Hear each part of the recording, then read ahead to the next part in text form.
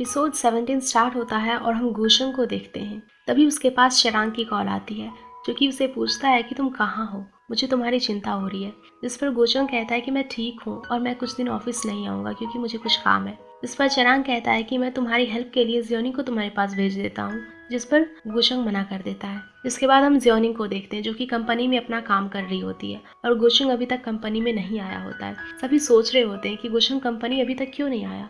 तभी के जियोनिंग के पास आकर उससे पूछता है कि तुम गुशंग के ज़्यादा करीब हो, इसलिए तुम्हें पता होगा कि वो कंपनी क्यों नहीं आया। उस पर जियोनिंग कहती है कि मुझे नहीं पता बॉस क्यों नहीं आया। तो वो सोच रही होती है कि कहीं बॉस के कंपनी ना आने का कारण मैं ही तो नहीं। इसी बीच उसके पास वेन की कॉल आती है क्योंकि उसे लंच ब्रेक में मिलने के लिए बोलती है। उसके बाद लंच ब्रेक में जियोनिंग वेन से मिलने जाती है और यहाँ जियोनिंग वेन की काफ़ी तारीफ करने लगती है। तो वेन उससे कहती है कि तुम गुशंग के बारे में मुझसे बात करना चाहती हो बिकॉज सुमन ने तुम्हें सब कुछ बता दिया होगा। जिस पर जियोनिंग हाँ कह देती है।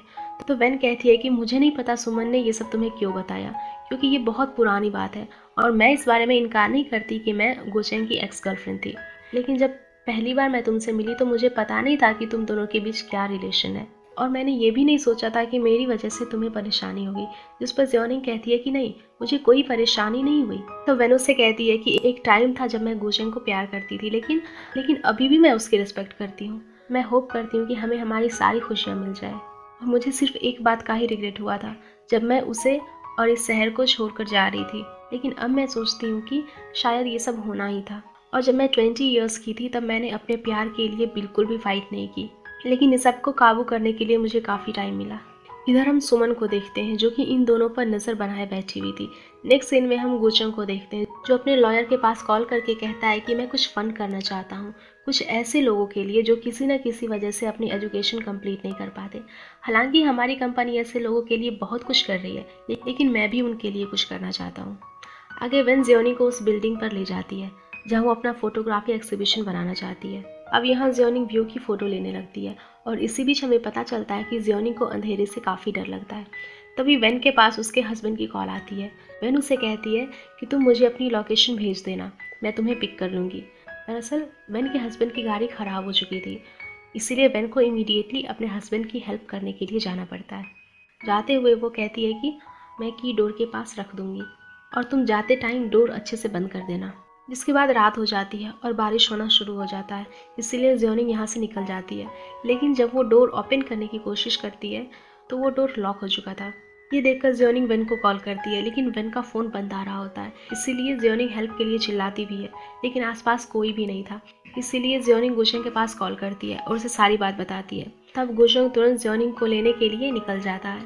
इधर जियोनिंग काफ़ी डरी हुई होती है बिकॉज उसे अंधेरे से काफ़ी डर लगता है एंड काफ़ी तेज बारिश के साथ साथ बिजली भी कड़क रही थी। जिसके बाद गुशंग बिल्डिंग में पहुंच जाता है जहां उसे एक पर्सन मिलता है। गुशंग उसे कहता है कि बिल्डिंग के टॉप फ्लोर में मेरी एक फ्रेंड फंस गई है, इसलिए मुझे उसके हेल्प के लिए जाना होगा। जिसके बाद ये दोनों लिफ्ट के सहारे ऊपर तक पहुंच जाते हैं, लेकिन यहाँ से टॉप पर जाने वाला डोर बंद था और वो पर्सन बताता है कि हमारे रूफ टॉप को रेंट पर दिया हुआ है। जिसके बाद गुशंग लिफ्ट के चैम्बर से रूफ टॉप तक जाने के लिए डिसाइड करता है। हालांकि वो पर्सन उसे ऐसा करने के लिए मना भी करता है बिकॉज ये काफ़ी डेंजरस था, लेकिन गुशंग उसकी एक भी नहीं सुनता और चैम्बर से गुजरते हुए रूफ टॉप पर पहुंच जाता है। अब यहाँ वो देखता है कि जियोनिंग एक ग्लास डोर के पीछे बंद है, इसीलिए वो उस डोर को तोड़कर जियोनिंग के पास पहुंच जाता है, लेकिन उसकी हार्ट बीट काफ़ी बढ़ चुकी थी और इलेक्ट्रिसिटी प्रोड्यूस होने के कारण जियोनिंग को काफ़ी तेज करंट भी लग जाता है। नेक्स्ट सीन में हम देखते हैं कि जियोनिंग हॉस्पिटलाइज्ड है और गुशंग उसके पास बैठा हुआ है। तभी यहाँ चरांग गुशंग का टेम्पररी चार्ज लेकर आता है और गुशंग खुद को चार्ज करता है। चरांग उससे पूछता है कि जियोनिंग अब कैसी है, तो गुशंग कहता है कि सब मेरी गलती है क्योंकि वो काफ़ी डरी हुई थी और मेरी वजह से उसे करंट लगा। चरांग उसे घर चलकर खुद को प्रॉपर चार्ज करने के लिए बोलता है, लेकिन गुशंग घर जाने के लिए मना कर देता है। तो चरांग उससे कहता है कि तुम्हें मेरी ज़रूरत है, इसलिए मैं तुम्हारे साथ यहीं रहूँगा। अब आगे जियोनिंग को होश आता है और वो गुशंग से सवाल जवाब करने लगती है। इसी बीच वेन भी हॉस्पिटल में आ जाती है और वो गुशंग को कहती है कि आपको नहीं लगता कि मैंने जियोनिंग को जानबूझकर बिल्डिंग में लॉक कर दिया था। जिस पर गुशंग कहता है कि मुझे अच्छी तरह से पता है कि तुम ये सब नहीं कर सकती। तो वेन कहती है कि फिर भी ये मेरी गलती है और मुझे उससे इस तरह अकेले छोड़कर नहीं जाना चाहिए था, लेकिन मैंने डोर लॉक नहीं किया था और मैंने की भी वहीं डोर के पास रख दी थी।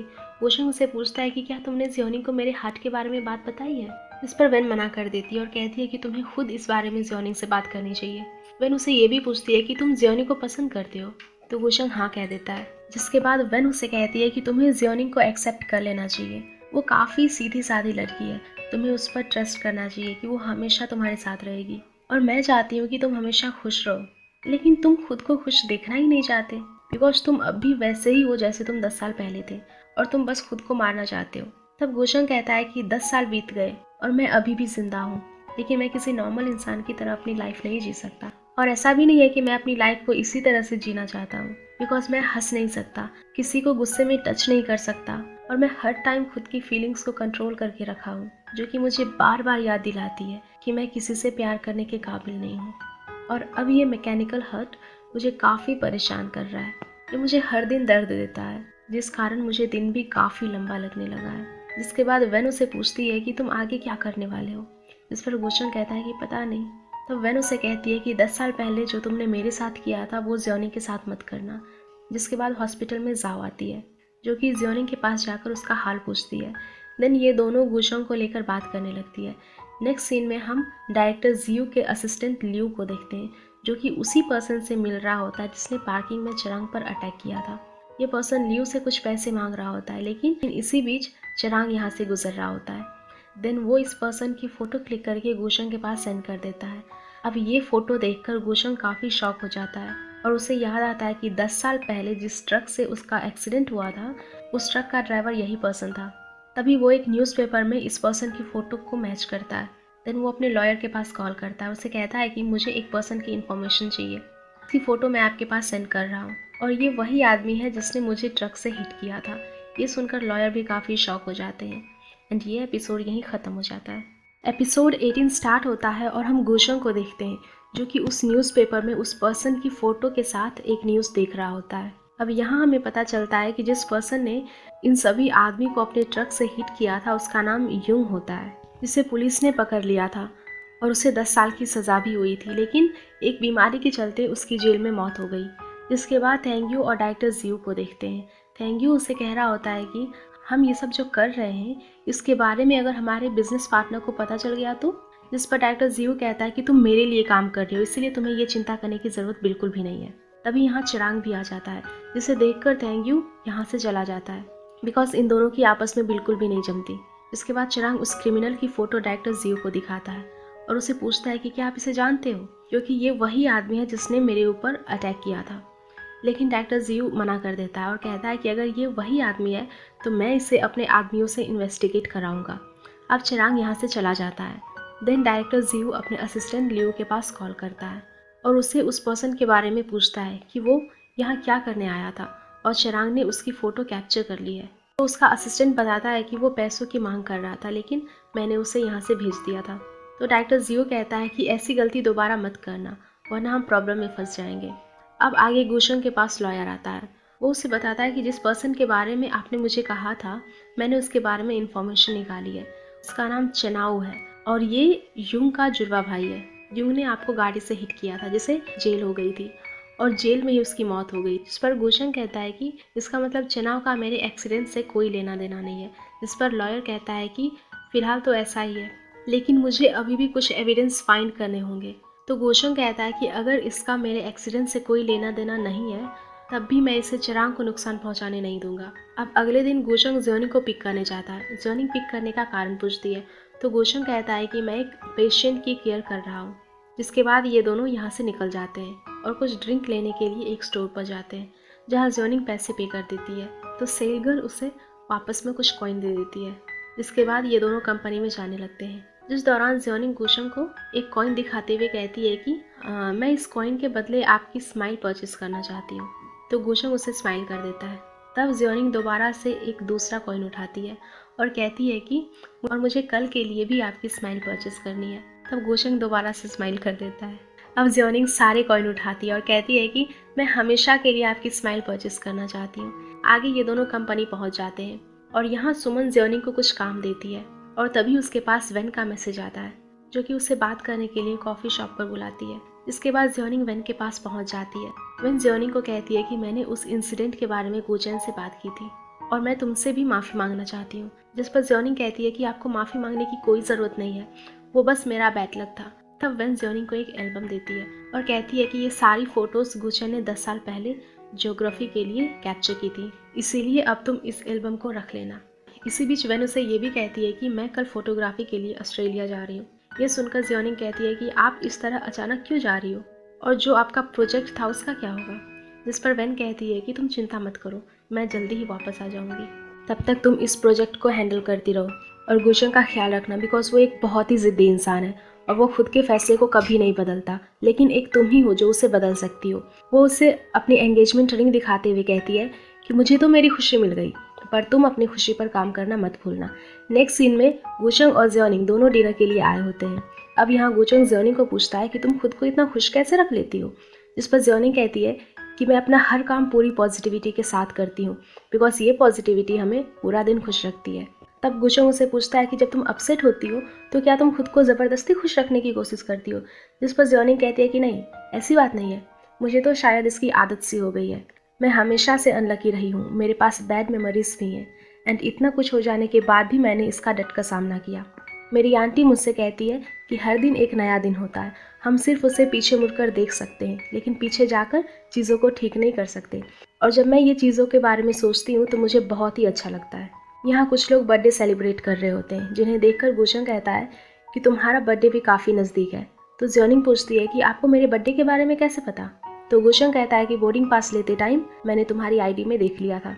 जिस पर जियोनिंग कहती है कि काफ़ी टाइम से मैंने अपना बर्थडे सेलिब्रेट नहीं किया है, बिकॉज बर्थडे वाला दिन भी नॉर्मल दिनों की तरह ही होता है। अब आगे गुचंग टैक्सी से वापस जा रहा होता है, जिस दौरान टैक्सी ड्राइवर का फ़ोन बजने लगता है। गुचंग उससे फ़ोन उठाने के लिए कहता है, तो ड्राइवर कहता है कि मेरी वाइफ की कॉल है, जो कि सोने से पहले हमेशा मेरे पास कॉल करती है, और ये वो पिछले 7 सालों से कर रही है। गुचंग उसे पूछता है कि आप और आपकी वाइफ काफ़ी क्लोज हैं। तब ड्राइवर उसे अपने और अपनी वाइफ के रिलेशन के बारे में बताने लगता है। अब अगले दिन जाओ उससे रेस्टोरेंट में जाती है, जहाँ चिरांग जिया के साथ पहले ही मौजूद था। अब जाओ को देखकर चिरांग जिया की काफ़ी तारीफ करने लगता है। ये दोनों काफ़ी ज़ोर ज़ोर से बोल रहे होते हैं, जिस कारण इनके साथ वाले बाकी कस्टमर्स यहाँ से चले जाते हैं। जिसके बाद जाओ अपना ऑर्डर लेकर इनके पास वाले टेबल पर बैठ जाती है और इन दोनों की इन हरकतों को देखने लगती है। तभी वो कहती है, तुम दोनों कम आवाज़ में बात नहीं कर सकते, बिकॉज तुम्हारी वजह से दूसरों को भी परेशानी हो रही है। ये सुनकर जिया ओवर एक्टिंग करने लगती है और कहती है कि देखो कैसे एक अकेली लेडी हमारे प्यार को देखकर जेलस फील कर रही है। जिस पर जाओ कहती है कि क्या तुम अब अपना ओवर एक्टिंग बंद करोगी। तो जिया कहती है कि हम एक्टिंग नहीं कर रहे। तभी जिया प्रूफ करने के लिए चिरांग को किस करने के लिए कहती है, लेकिन चिरांग को किस करने का बिल्कुल भी मन नहीं था, और फिर भी वो जाओ के सामने जिया को किस करने के लिए आंखें बंद करके धीरे धीरे आगे बढ़ता है। लेकिन इससे पहले कि दोनों किस करते, जाओ चिरांग को पकड़कर किस कर देती है। खैर आगे चिरांग जिया को यहाँ से भेज देता है, बिकॉज इन दोनों की पोल खुल चुकी थी और अब जाओ और चिरांग के बीच दोबारा सुलह हो जाती है। इसी बीच चिरांग के पास कॉल आती है, जिसमें पता चलता है कि डायरेक्टर जियो हॉस्पिटलाइज्ड है। ये सुनकर ये दोनों हॉस्पिटल में पहुंच जाते हैं, जहां लियो इन्हें बताता है कि डायरेक्टर जियो ने एक प्रोजेक्ट के दौरान काफ़ी ड्रिंक करी थी, जिस कारण वो गिर गए और उन्हें चोट आ गई। ये सुनकर चिरांग को भी काफ़ी गुस्सा आता है और वो लियो पर चिल्लाने लगता है। इसके बाद हम जियोनिंग को देखते हैं, जो कि गुचंग के पास साइन करवाने आती है। तभी उसके पास उसकी आंटी की कॉल आती है, जो कि उसे बताती है कि ग्रैंडमा लापता हो गई है और वो कहीं भी नहीं मिल रही। अब ये सब गुचंग को भी पता चल जाता है। देन ये दोनों ग्रैंडमा को फाइंड करने के लिए निकल जाते हैं। इसी बीच गुचंग चिरांग को भी कॉल करके इस बारे में बता देता है, जो कि जाओ के साथ हॉस्पिटल में वापस आ रहा था, और ये दोनों भी ग्रैंडमा को फाइंड करने के लिए निकल जाते हैं। इधर हम ग्रैंडमा को देखते हैं, जो कि सिमेंट्री में एक ग्रेव के पास बैठी होती है। तभी जियोनिंग और गुचंग उसे फाइंड करते करते यहाँ पहुँच जाते हैं। दरअसल जियोनिंग की ग्रैंडमा जियोनिंग के फादर और मदर की ग्रेव पर आई होती है, क्योंकि उसे उन दोनों की काफ़ी याद आ रही होती है। खैर आगे ये दोनों ग्रैंडमा को घर ले आते हैं और सभी खाना खा रहे होते हैं, जिस दौरान ग्रैंडमा गुचंग को देख काफ़ी खुश हो जाती है। दरअसल ग्रैंडमा ने ये सोच रखा होता है कि उसका बेटा अपनी वाइफ के साथ ट्रिप पर गया हुआ था, और अब वो गुचंग को ही अपना बेटा समझ रही होती है। लेकिन जियोनिंग उसे समझाती है कि ये मेरे बॉस है। तो ग्रैंडमा गुचंग को कह दी है कि जियोनिंग काफ़ी अच्छी लड़की है, जिस पर गुचंग कहता है कि हाँ, जियोनिंग इस दुनिया की सबसे अच्छी बेटी है। ये एपिसोड यहीं पर ख़त्म हो जाता है। अगर आप लोगों को ये एपिसोड पसंद आया हो तो प्लीज़ वीडियो को लाइक कर देना और चैनल को भी सब्सक्राइब कर देना। Thank you.